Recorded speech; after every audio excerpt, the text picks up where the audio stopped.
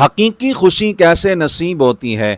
عمومی طور پر یہ سمجھا جاتا ہے کہ خوشی مال و دولت کے ذریعے ملتی ہے، یا اپنوں میں رہ کر بندہ خوش رہتا ہے، یا ذاتی گر فرحت کا سامان ہے، یا جسمانی صحت وغیرہ خوشی کا ذریعہ ہے۔ مگر در حقیقت ایسا نہیں، کیونکہ کئی افراد کو یہ تمام نعمتیں میسر ہوتی ہیں، پھر بھی وہ خوشی سے محروم ہوتے ہیں، جبکہ بے شمار افراد کے پاس یہ نعمتیں نہیں ہوتی مگر ان کی خوشیوں بری زندگی لائق رشک ہوتی ہے۔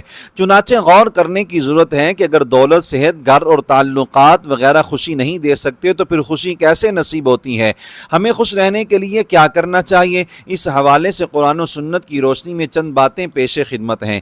نمبر 1، رب کریم کو یاد کیجئے۔ روز عید اور اس کے بعد والے 3 دن ایام تشریق خاص طور پر ذکر الہی کے دن ہیں۔ یاد خداوندی کی برکت سے دل کو چین و قرار نصیب ہوتا ہے، اور اصل خوشی دل ہی کی خوشی ہے۔ ارشاد باری تعالی ہے، الا بذکر اللہ تطمئن القلوب، سن لو اللہ کی یاد سے ہی دلوں کو چین نصیب ہوتا ہے۔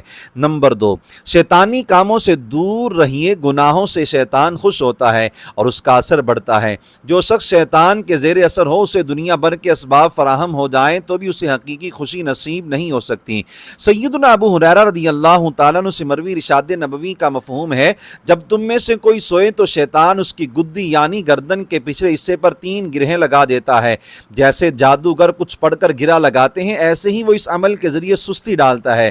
ہر ایک گرہ پر دل میں یہ بات ڈالتا ہے، علیک لیل طویل فارقد، سوئے رہو، بہت لمبی رات ہے۔ رحمت عالم صلی اللہ علیہ وآلہ وسلم نے ارشاد فرمایا، فَإِنِ اسْتَيْقَظَ فَذَكَرَ اللَّهَ انْحَلَّتْ عُقْدَةٌ فَإِنْ تَوَضَّأَ انْحَلَّتْ عُقْدَةٌ فَإِنْ صَلَّى انْحَلَّتْ عُقْدَةٌ فَأَصْبَحَ نَشِيطًا طَيِّبَ النَّفْسِ۔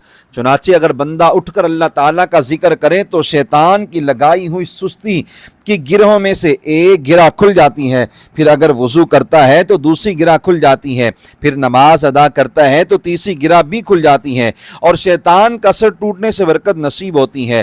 انسان چست اور پاکیزہ نفس ہو کر صبح کرتا ہے۔ مزید فرمایا، اگر ایسا نہ کرے تو صبح کو یہ حالت ہوتی ہے کہ پریشان اور سست ہوتا ہے۔ نمبر 2، اسباب اختیار کرنے کے بعد اللہ تعالیٰ پر بھروسہ کیجئے، بالآخر وہی ہوتا ہے جو اللہ چاہے۔ ارشاد باری تعالیٰ ہے، وَمَن يَتَوَكَّلْ عَلَى اللَّهِ فَهُوَ حَسْبُهُ، اور جو اللہ تعالیٰ پر بھروسہ کرے تو وہ اسے یعنی دونوں جہان میں کافی ہے۔ نمبر 4، گھر اور باہر کے افراد کے ساتھ تعلقات کو بہتر بنائیے۔ لڑائی جھگڑا پریشانی ہی پریشانی ہے، اور محبت و الفت سکون ہی سکون ہے۔